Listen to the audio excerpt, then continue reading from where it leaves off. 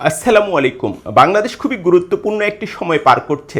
৫ই আগস্ট ঘিরে রাজনীতিতে একটা উত্তেজনা তৈরি হয়েছে এবং আইনশৃঙ্খলা পরিস্থিতির অবনতি হতে পারে এমন একটা আশঙ্কা প্রকাশ করা হচ্ছে। এই যখন অবস্থা, তখন জুলাই ঘোষণাপত্র এবং জুলাই সনদ ঘিরে রাজনীতিতে একটা অচল অবস্থার ইঙ্গিত পাওয়া যাচ্ছে। জুলাই ঘোষণাপত্র কিংবা জুলাই সনদকে সাংবিধানিক স্বীকৃতি দেওয়ার ব্যাপারে বিএনপির এক ধরনের আপত্তি রয়েছে।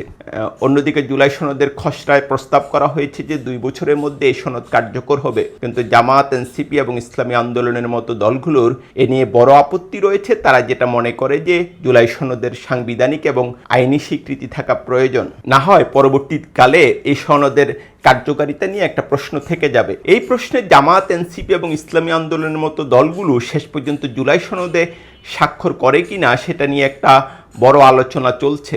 এই যখন অবস্থা, তখন জামাতের আমির ডাক্তার শফিকুর রহমানের ভূমিকা খুবই গুরুত্বপূর্ণ। আমরা যেটা দেখি যে গত কয়েক মাসে তিনি বাংলাদেশি রাজনীতির অন্যতম কেন্দ্রীয় চরিত্র এবং জামাতের ইতিহাসেও সম্ভবত একজন ব্যতিক্রমী আমির। আমাদের নিশ্চয়ই স্মরণ আছে যে গত ১৯শে জুলাই ঢাকায় জামাতের মহাসমাবেশে বক্তব্য দানকালে তিনি দুই দফায় অসুস্থ হয়ে পড়েন এবং তিনি আসলে তার বক্তব্য শেষ করতে পারেননি। বসে শেষ পর্যন্ত কয়েক মিনিট তিনি একটা বক্তব্য রাখেন এবং সেদিনই সন্ধ্যায় তাকে হাসপাতালে নিয়ে যাওয়া হয় এবং নানা রকম চেক আপ করা হয়। ওই সময় যেটা বলা হয়েছিল যে তিনি ঠিকঠাক আছেন, সুস্থ আছেন এবং গত কয়েকদিন যদি আমরা দেখি যে রাজনৈতিক কার্যক্রমে তিনি পুরো মাত্রাতেই অংশ নিয়েছেন এবং গতকালও জাতিসংঘের একটা অনুষ্ঠানে তিনি বক্তব্য রেখেছেন। কিন্তু জামাত আমিরের শারীরিক অবস্থা নিয়ে দলটির মধ্যে এক ধরনের উদ্বেগ রয়েছে এবং তার চিকিৎসা সংক্রান্ত বড় ধরনের আপডেট হয়তো ২-১ দিনের মধ্যে জানা যেতে পারে, আজকালের মধ্যে জানা যেতে পারে। এমনিতে তিনি যে খুব একটা অসুস্থ তা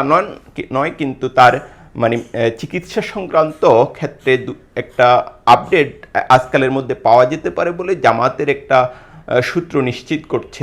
সব মিলিয়ে যেটা বলছিলাম যে জামাত আমির ডাক্তার শফিকুর রহমানের বর্তমান রাজনীতিতে ভূমিকা খুবই গুরুত্বপূর্ণ এবং আগামী নির্বাচনে জামাতের যে প্রচারণা কিংবা জামাতের যে রাজনীতি, সেটা মূলত আসলে ডাক্তার শফিককে ঘিরেই প্রচারণা কিংবা পাবলিসিটিটা হবে। এবং আমরা যেটা এরই মধ্যে আমি উল্লেখ করলাম যে জামাতের অন্য আমিরদের তুলনায় তিনি বেশ আলাদা। তিনি মিডিয়ার সঙ্গে প্রায় প্রতিদিনই কথা বলেন, বিভিন্ন রাজনৈতিক সামাজিক কার্যক্রমে অংশগ্রহণ করেন এবং আগামী দিনে রাজনীতিতে জামাতের সিদ্ধান্ত গ্রহণের প্রক্রিয়া এবং জামাতের নির্বাচনী ক্যাম্পেইনের তিনি প্রধান চরিত্র হবেন। সেক্ষেত্রে তার পরিপূর্ণ সুস্থতা জামাতের জন্য খুবই গুরুত্বপূর্ণ।